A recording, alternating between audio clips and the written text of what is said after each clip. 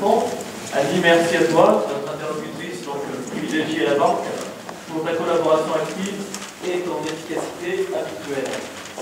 Efficacité d'autant plus remarquable d'ailleurs que tu viens de m'annoncer il y a quelques jours.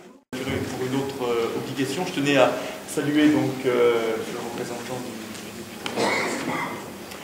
conseiller général et messieurs les représentants des clubs de département, vous dire que la direction départementale donc de la cohésion sociale et de la protection des populations, que j'ai le plaisir de piloter depuis quelques semaines, reste particulièrement attentive à l'ensemble des préoccupations. Cher Philippe, monsieur le directeur, mesdames et messieurs les représentants du club, alors, si vous le voulez bien, monsieur le président, je vais dire en quelques mots, puis si vous en êtes d'accord, puisque j'ai la chance et le plaisir de pouvoir rester jusqu'au bout de vos travaux.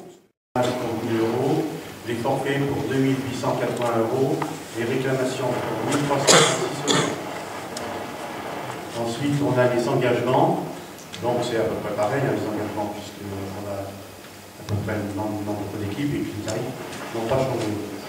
Ensuite, les subventions et participations, donc ce sont toutes les subventions. Des excuses de Pierre Petit, Didier Bernard et Loïc Capelletto du comité. Didier, je crois que c'est 50 ans son frère, Loïc a encore une poche. Voilà.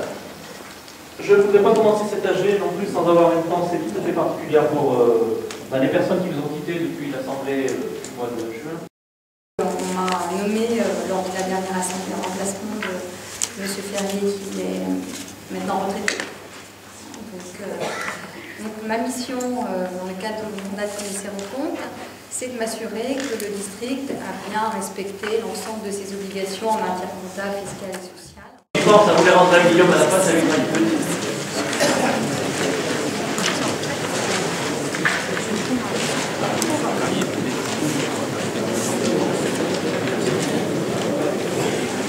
Alors, carton vert, ou vous levez la main sur le carton, si vous êtes d'accord pour les voter. Merci. Merci. Alors, des abstentions. Effectivement, il y a aussi une solution, c'est qu'il y a quand même 10 équipes, en plus de celles qui descendent normalement, qui descendent d'une division. Alors, bien sûr, c'est une solution qui fait mal. C'est quand même, enfin, je ne suis pas certain que ce soit la meilleure solution pour motiver les jeunes et les faire jouer le dimanche. Voilà, ça c'est un argument qu'on attendait, heureusement. Ouais. Gilles.